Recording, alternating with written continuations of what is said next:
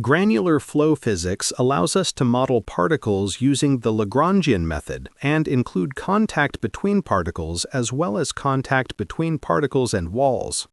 Hello, I'm Armin. In this video, I'll show you how to use this model and how to view its animation. Let's explain the model before we begin. The Granular Flow module is designed for simulating the movement and interaction of solid grains in bulk processes. It allows us to model small granular materials such as powder, sand, or other particle-based media, while also capturing the contacts between the grains and their surroundings.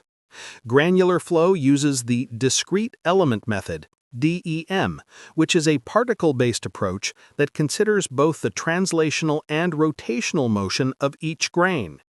DEM tracks the behavior of individual grains by accounting for external forces such as gravity as well as contacts with other grains and with walls.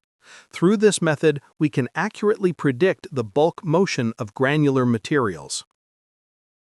In this video, I will create a funnel and a container where the grains will fall. The geometry includes a cone and a block. Contact between grains and contact with walls are added by default, so we only need to set the restitution and friction values. I will run the simulation using two methods: inlet with 100 grains and release with 100 grains. The inlet method adds grains through a boundary, while the release method generates grains inside a selected volume. The study is time-dependent. The simulation time is 1 second, and we will observe the movement of 100 grains inside a funnel-shaped container. Then we will add a container beneath the funnel and examine how different restitution values affect the grain motion. This explanation is enough for the introduction. Let's start the modeling. Before starting, just so you know, the Granular Flow interface is available only in COMSOL 6.4. To begin, I click on Model Wizard. Since the geometry is three-dimensional, I select the 3D space dimension. Next, we need to choose the Granular Flow physics. I expand the Fluid Flow branch where we can find Granular Flow. I select it and click the Add button. In the Review Physics interface, we can see the velocity and grain positions in the X, Y, and Z directions. Then I click on Study to open the Select Study window. As you can see, only the time-dependent study is available. I choose it and click Done. Now let's create the geometry. First, I change the unit from meters to centimeters. I want to create a cone as the funnel, so I right-click Geometry 1 and select Cone. We need to specify the bottom radius, height, and top radius. The bottom radius is 20 centimeters, the height is 100 centimeters, and the top radius is 52 centimeters. After that, I click Build All Objects to display the geometry. Here it is, the funnel we need. Next, I want to create a container below the cone. Before starting, I change the cone's position to 100 centimeters in X, 100 centimeters in Y, and 120 centimeters in Z, and then click Build All Objects again. I use Zoom Extents to view the funnel clearly in the graphics window. Now I'll create the container beneath the cone. I right-click Geometry 1 and select Block. I set the width to 200 centimeters, depth to 200 centimeters, and height to 100 centimeters, and then click Build All Objects. As you can see, the block is placed exactly under the cone. The geometry is prepared, but in the first study, I want to use the cone itself as the container. So I disable Block 1 and click Build All Objects again. Everything looks good so far. We need to specify two materials for the Granular Flow physics, one for the grains and one for the walls. Let's add the grain material. I right-click Materials and choose Add Material from Library. From the built-in options, I select a material. Here I will use structural steel, so I click on it and add it to the component. The material has been successfully added. Now let's continue with the granular flow physics. In the Settings window, under Force, we can see the contact force model. There are 3 available models, and by default, it is set to Hertz-Mindlin-Derezviecki. We can also couple granular flow with heat transfer to calculate grain temperature, but we must enable Compute Grain Temperature when using this option. Next, let's define the grain material and size by clicking on Grain Properties 1. We need to specify the density, Young's modulus, Poisson's ratio, and grain diameter. The granular material is set to None, so I change it to Structural Steel. Now structural steel is assigned to all grains. The diameter is 1 millimeter by default, and I change it to 30 millimeters.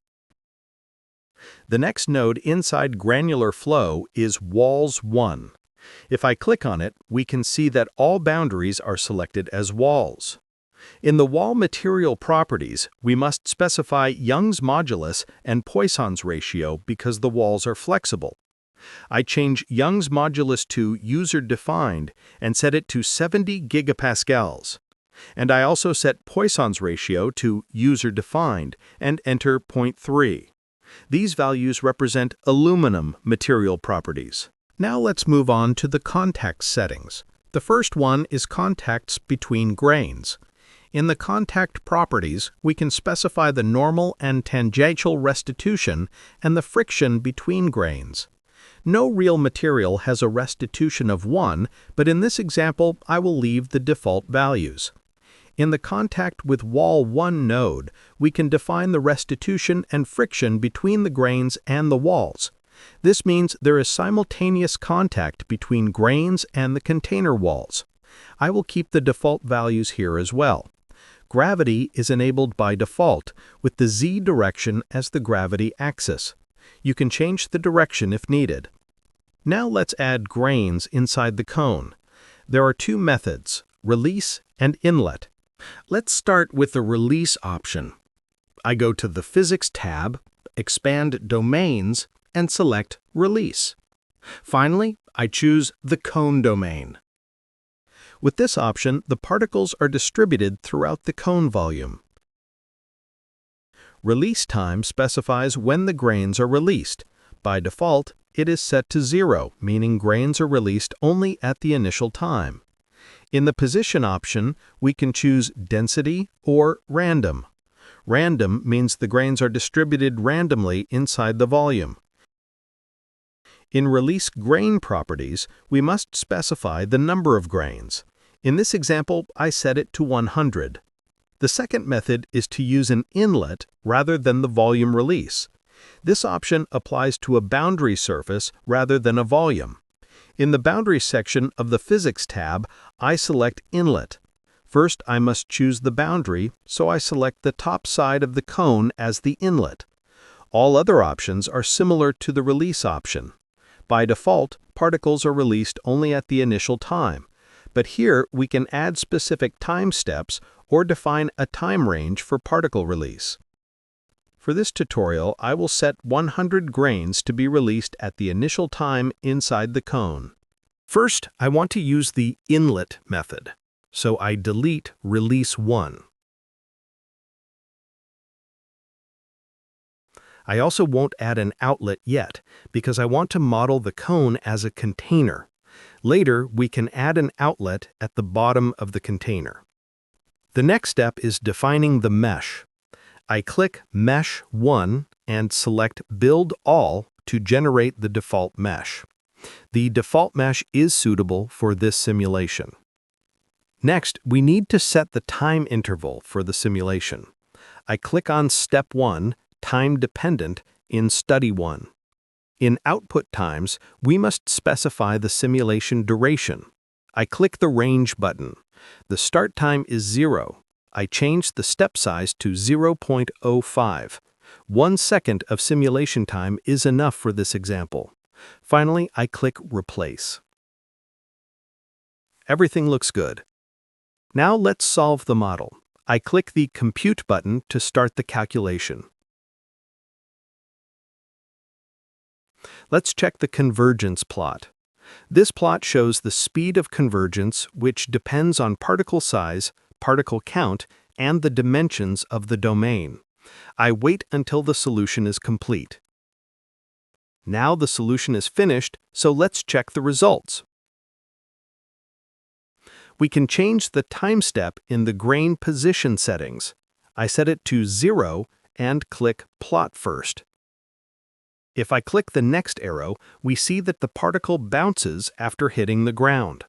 Since the restitution is 1, the particle jumps out of the container, which is unrealistic behavior.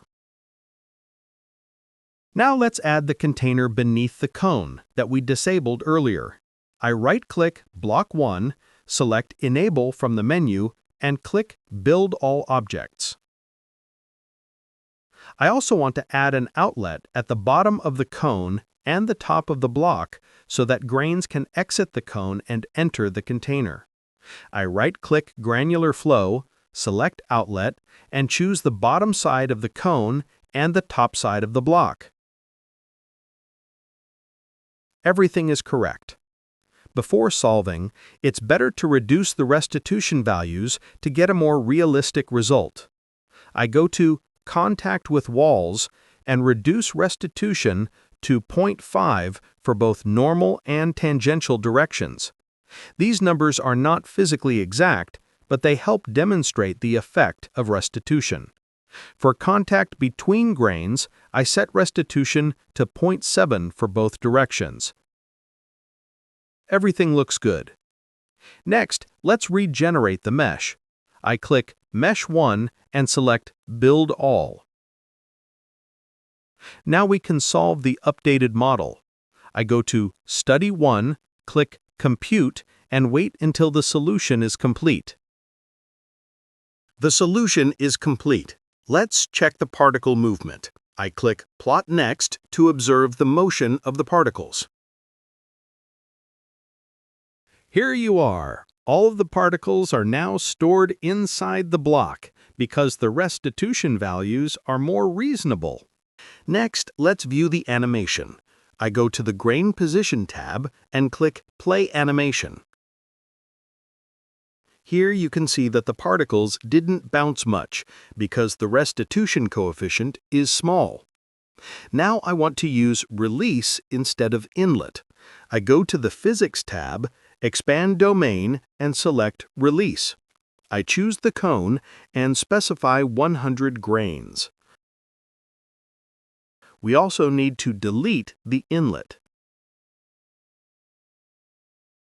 I navigate to Study 1 and click Compute. The solution is complete. Let's check the grain movement. First, I click Plot First.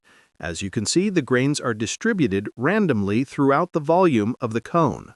Next, I click Plot Next, and you can see the particles exit the cone and enter the container, just like with the inlet boundary condition. This concludes the tutorial. Thank you for watching.